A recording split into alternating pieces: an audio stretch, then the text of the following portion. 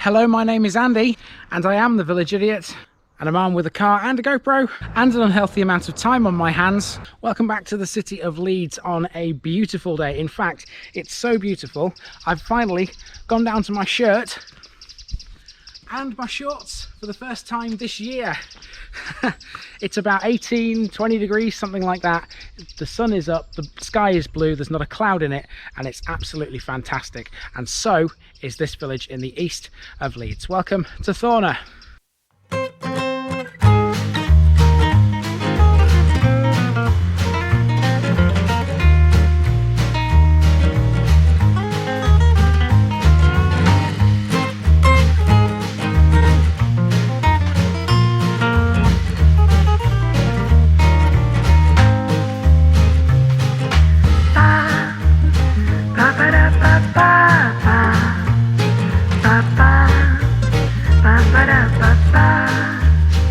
Here's my disclaimer for people who may be watching me for the first time. I say things as I would in my native accent and dialect. As a result, I may not pronounce things in the same way as the locals do. Remember, I'm a visitor. It's impossible to know everything.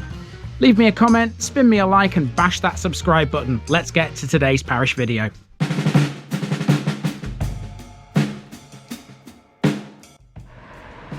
Thorner is a rural village and civil parish in the city of Leeds in West Yorkshire, located between Seacroft and Wetherby. It had a population of 1,646 at the 2011 census. The village is some 8 miles northeast of Leeds city centre and 7 miles to the southwest of Wetherby. The underlying rock here is limestone, some of which was burnt into lime and flagstone. Slates were quarried here too. Here we are situated close to 3 major roads, namely the A1, A58 and A64, so despite the rural nature of the area, you're never far away from a large town. One of the more quirky features of Thorner would be that it has no street lighting. This is something that's so normal usually, but here when it grows dark, it stays dark.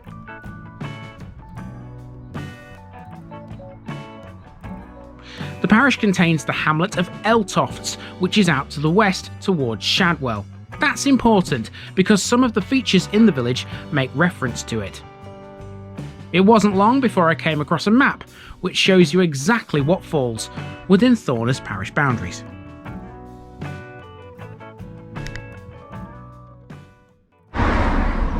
So handily right in the middle of the village we have a map of the parish, and it's clearly got the parish boundaries defined as well. This is good because I want to show you that Thorner village is not just the parish, it's not just the village. This is right in the centre of the village, but of course you've got lots of things around it.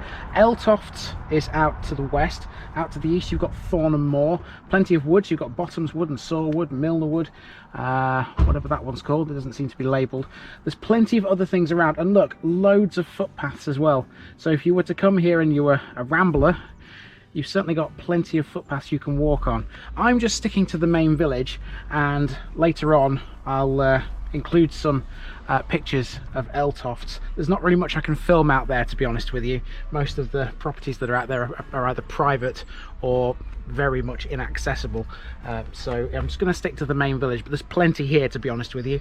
And the parish notice board is right next to this, and you can guess what I'm going to do with that. There we go, done. The name of Thorner is first referenced in the Domesday Book. Back then it was recorded as Tornua, Tornaua and Tornara, and they're not easy to say.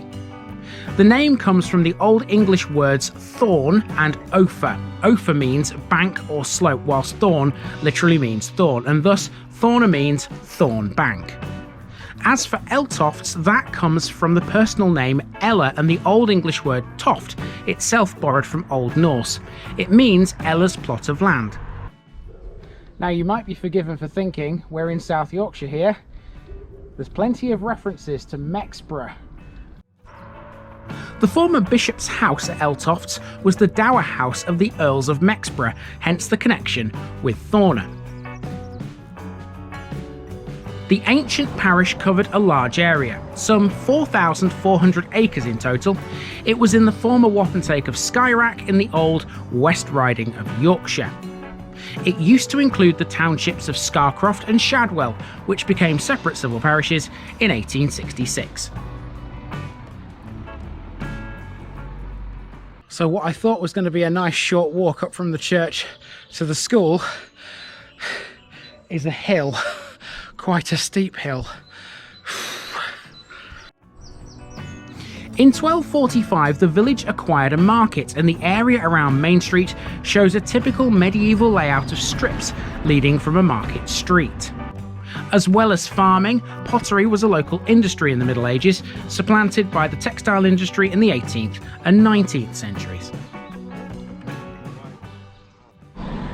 So we had Mexborough earlier providing a connection with South Yorkshire, now we've got a connection with the East Riding, Ellicott Road.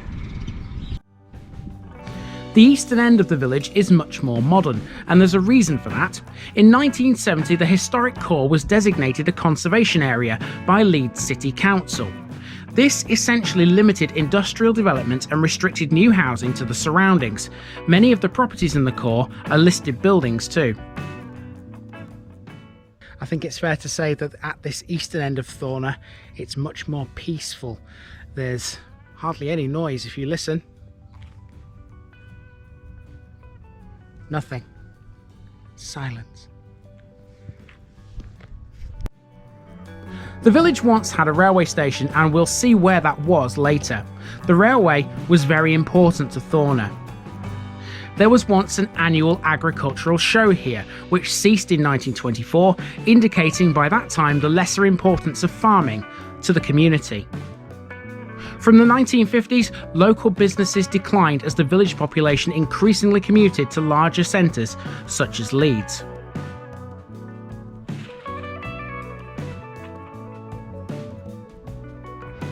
Here comes your daily dose of demographics. The modern day Thorner parish covers just under 10 square kilometres. It's a big place. That, coupled with the population, gives it a density of 176.4, which is quite high for a village of this size. The age groups break down as follows. 57.3% are of working age, 24% are aged over 65, and the remaining 18.6% are children. Ethnically speaking, the population identifies as 96.4% white British, and much like Shadwell, there's a decent-sized Asian community here. And for the average property in this beautiful corner of Leeds, you'd be expecting to shell out around £412,000.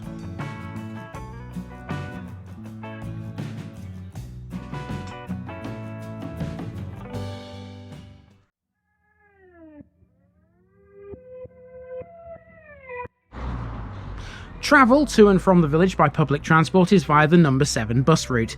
The journey takes roughly half an hour from Leeds and 20 minutes from Wetherby and an hour from Harrogate. There's no longer a post office or a village shop here, but there are still some retail facilities including a delicatessen and a hairdresser's. Manor Farm also has some eggs for sale on their stall, so I've included this here as well. You know how much I love to see this kind of thing. We've got 3 pubs to see in Thorner, although one is now a restaurant. Here's the Mexborough Arms, the name of which refers to the Earls of Mexborough, of course. Next we have the Fox, which is not too far away from the Mexborough Arms. I don't think there's enough pubs here though, for a pub crawl. Then we have the former Beehive pub. This is the one that's now been converted into a restaurant, but it retains the same name.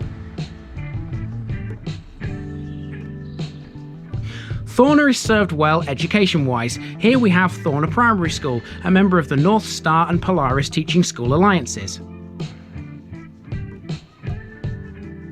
This isn't the only school the village has ever had. The old school was built by subscription in 1787, and it's now got another use. And here it is. This original place of village education has now been turned into a communal building, the Thorner Parish Centre. This here is the Thorner Victory Hall, home of famous comedy and beer festivals, and it provides a space for community groups, live music events, weddings, parties and more. Now this next thing seems to go by two names. Outside this building it's referred to as the Over 55 Centre. Online sources say it's the Over 60s Centre. Either way, it's existed for over 50 years, supporting over 60s in the Thorner area through activities and socialisation. It seemed to include this courtyard area, but I'm not 100% sure of that. I'm totally sure of this next building, mind you. This is Thorner's surgery. It said so in big letters above the door. I'm not getting that one wrong.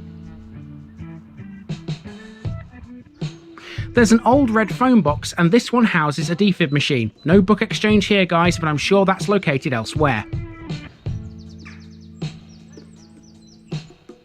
Amongst other sports, Thorner has a bowls club which is sited close to the Millbeck, a stream we'll get to in the landmarks section. The Church of St Peter is built in the later English Gothic style. It has a 15th century tower, and the rest of the church was largely reconstructed in 1855 by Mallinson and Healy. There is archaeological evidence of Bronze Age and Anglo-Saxon settlements in the village, and St Osyth's Well, just to the west of the church, refers to a Viking Age saint. The church is part of Elmet Trinity Benefice, which consists of the parishes of All Saints at Barwick and Elmet, St Philip's at Scholes, and of course St Peter's. Amongst other graves and memorials in the churchyard is one to a man named John Phillips, who lived to the ripe old age of 118. Thorner Methodist Society is the oldest in this part of Yorkshire. It was founded in 1754 in Main Street. The present building was opened in 1985. Kirkland's, the 19th century former Car Lane chapel where services once took place, is seen here. This has now been converted to flats.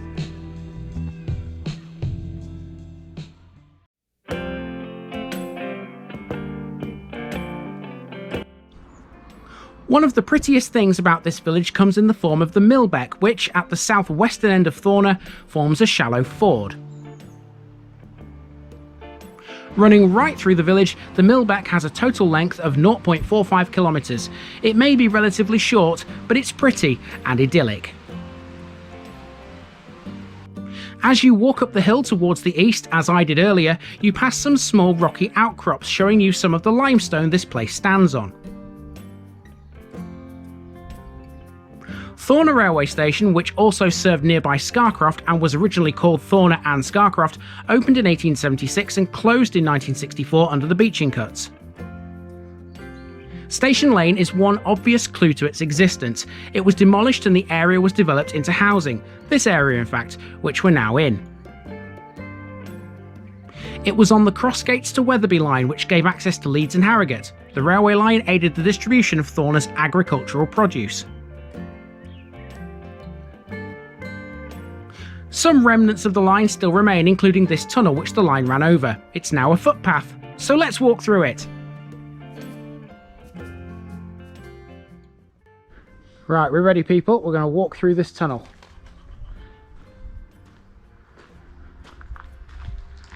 Now, old railway lines, normally on this channel, we find those in the East Riding of Yorkshire. We don't find many in West Yorkshire.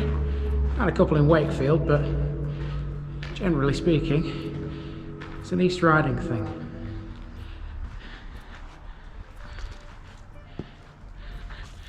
I love the echo in there, that's why I did it. Earlier in the churchyard we mentioned St Osyth's Well. There used to be a pump that stood over it, supplying fresh drinking water to the villagers. In the 1940s it was condemned, but on Sam Sykes' footpath there's a replica, which was installed by Thorner Parish Council in 2014. Also earlier, we mentioned that Thorner once had a market. The base of the medieval market cross is seen here on Butts Garth. The War Memorial in the churchyard displays a total of 29 names, 25 from World War I and 4 from World War II. The memorial is for both Thorner and neighbouring Scarcroft. The Stokes family were associated with the village. I found a bench in memory of some of them at the eastern end. And lastly, we come to the Thorner flagpole. This was erected in 2012 in celebration of the Queen's Diamond Jubilee. There was no breeze in the air, but the Union Jack was flying proudly on the pole and looked really nice in the late March sunshine.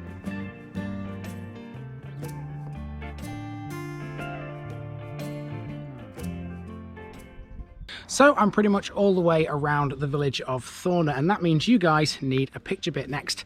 Here it comes right now.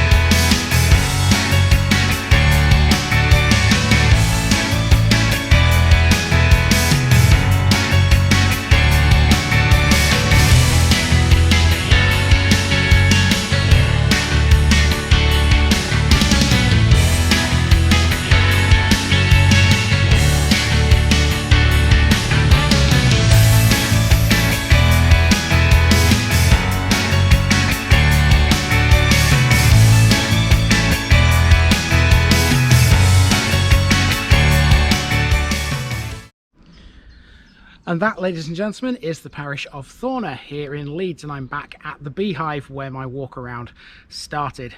What a lovely place, and you know what, with the sun being up and the sky being blue, it just makes it look even more fabulous. Now the next one, if the sun is still out, is going to be a little bit cooler for me because a lot of it involves walking through some woods. If you want to see where those woods are, all you've got to do is tune into the channel next Sunday. But for now, this has been the parish of Thorner, and I've been Andy, also known as the Village Idiot, and I'm out.